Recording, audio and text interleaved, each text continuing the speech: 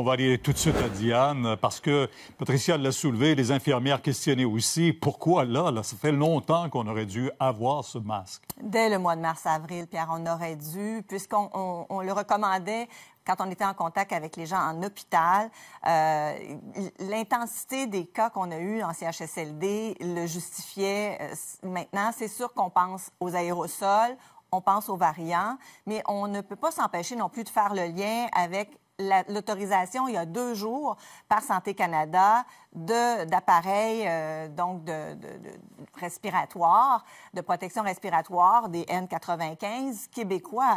Le ministre y a fait allusion. Donc, la question sous-jacente, c'est est-ce que c'est parce qu'on n'avait pas suffisamment de masques N95? Parce qu'il n'y a pas d'abus. Il n'y a personne qui aime porter ces masques-là. C'est difficile à porter, mais on en avait besoin pour les soins immédiats en zone rouge, en jaune chaude, dans les résidences privées, comme dans les CHSLD, comme dans les ressources intermédiaires.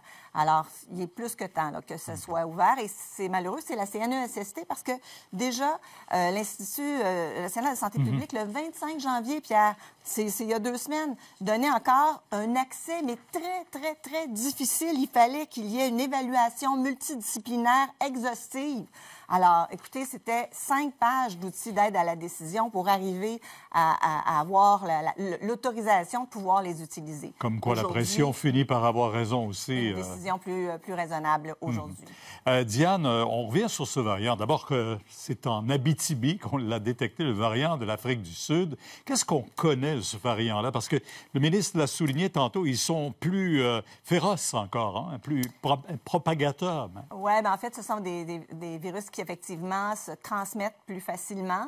Ce qu'on a eu comme résultat préliminaire, c'est que certains vaccins protégeraient un peu moins dans les cas légers, en tout cas, que le virus original, si on peut dire.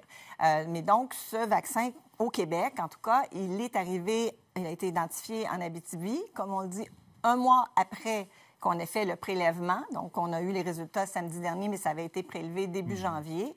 Et on sait que ce n'est pas ce ne sont pas des gens qui avaient voyagé à l'extérieur. Donc, ce sont des gens du Québec qui l'auront apporté en Abitibi. Et ça veut dire ça qu'il y en a encore quelque part, là, parce qu'on a dit, en Abitibi, ça ne s'est pas propagé. On les a isolés, on les a confinés et la maladie n'a pas généré. Mais comme ça venait d'ailleurs au Québec, c'est très préoccupant. Alors, on doit être beaucoup plus vif et actif dans le dépistage. Il y a des efforts qui se font, mais vraiment, l'Ontario et l'Alberta font mieux que nous actuellement.